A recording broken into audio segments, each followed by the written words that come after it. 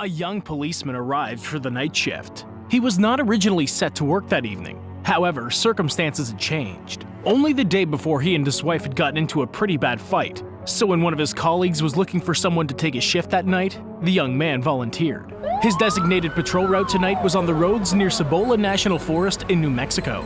This area is notorious for all kinds of local New Mexico criminals. Therefore, it's not uncommon to encounter corpses in the forest here. Not surprisingly, there are many myths and rumors surrounding the reserve. Nevertheless, the policeman calmly and logically thought through his duties. He wasn't exactly about to add anomalies to the already existing real-life threats. But alas, this is where he was wrong. That very evening, his shift kicked off with some problems. The policeman came across an abandoned vehicle on one of the access roads leading to the forest. The engine was idling and the driver's door was open. There seemed to be no one near the vehicle. Any other person might have assumed that the driver had just stopped to relieve himself, or perhaps change a flat tire. But the cop had other ideas about what was going on. After all, abandoned cars were something of a trend in this neck of the woods. These alone had their own plethora of rumors and superstitions attached, not to mention the other incidents. The policeman examined the spot and made sure that this was not connected in any way to some cold case involving a local serial killer. To date, no missing drivers have ever been found, so I guess it would make sense to regard the criminals as kidnappers. The policeman found the same indicators near the abandoned car as those found in other similar cases. Everything pointed to the fact that this strange incident had only just taken place recently.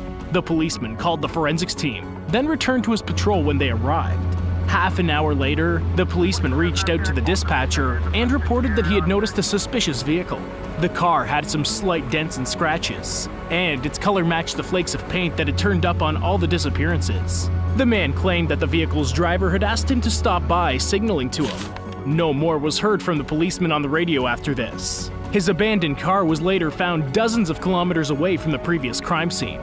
I'm certain that this is one of those instances where the Foundation is intentionally obscuring the facts from its own employees, not just to compartmentalize based on access levels, but really actually blur the situation.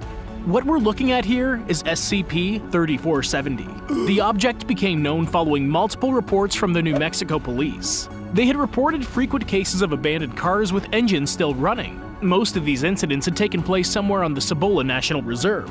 At each of the crime scenes, the exact same tire marks in blue, specifically turquoise, car paint were present. There's also a tendency to stick to the trees or broken branches nearby.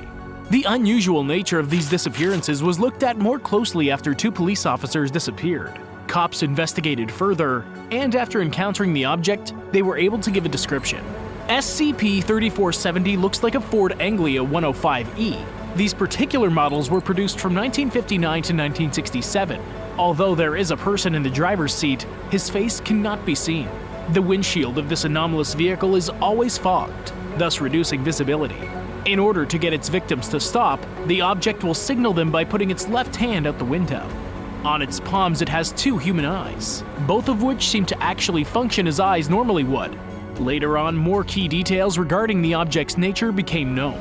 For example, it behaves much like wild predators do.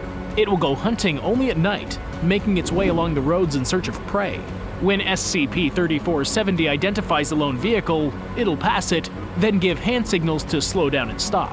After that, the creature turns the palm with its eyes towards the passengers of the car. However, it's still unknown how it actually attacks its victims.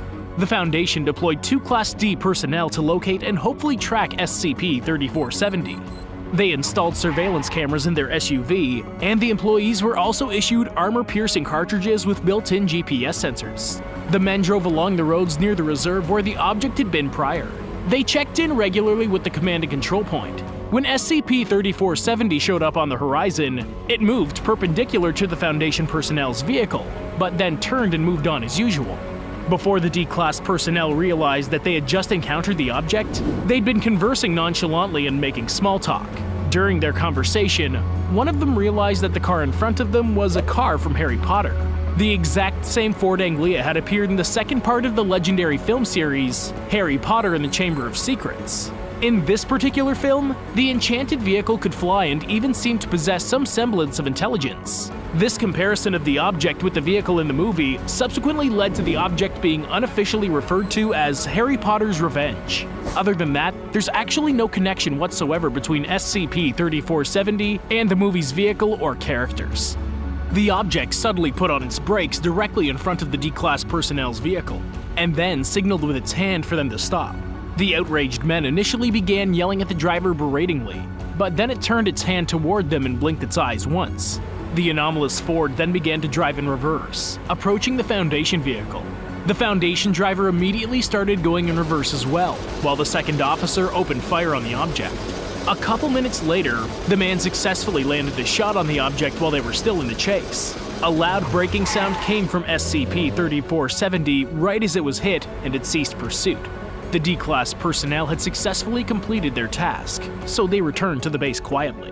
The integrated tracker had made it possible to track the object's movements.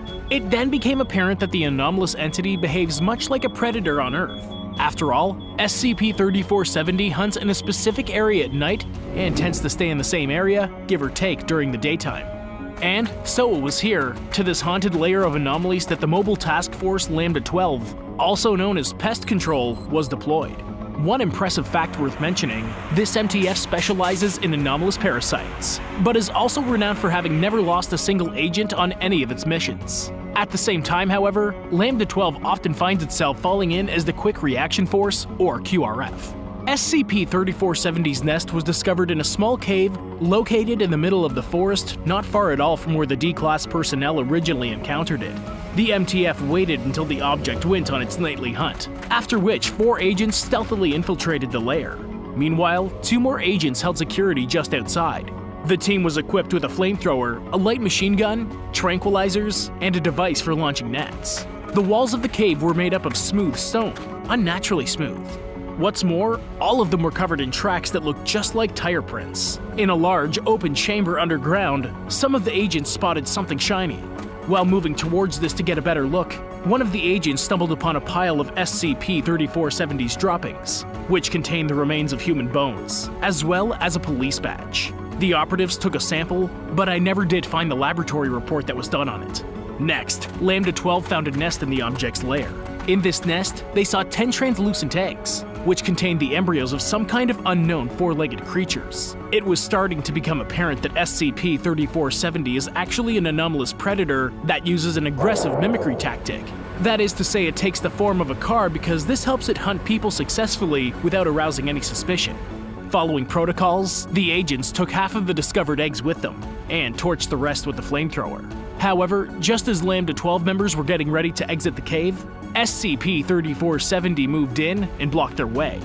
The creature peered at the agents with its big-eyed hand, blinking several times in succession. One of the Foundation agents shot off his entire cartridge of tranquilizers directly at the anomaly and hit it in the eye.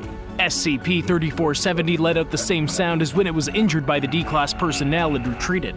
The agents then fled the cave unharmed and successfully brought the samples back to base. It's known that there are 4 eggs being kept in Site-42's refrigerator. 3 are still unhatched, the other one was open for research purposes.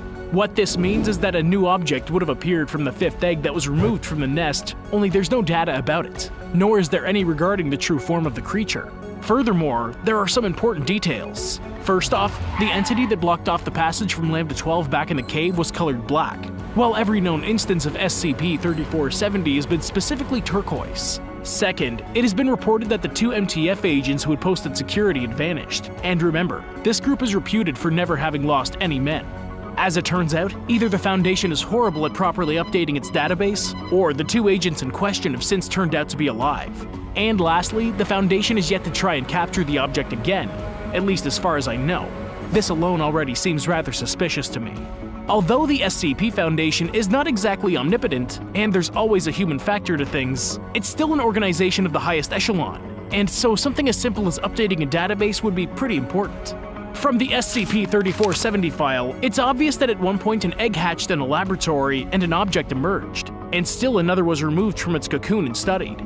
I honestly can't imagine why the results of these studies were not included in the object files, save for one, I suppose. Perhaps they were so frightened by what they found that they chose to not only classify the information, but exclude it in general from any of the databases. What's your take though? Let us know in the comments, and maybe, just maybe, I'll go on a picnic to the Cibola National Reserve.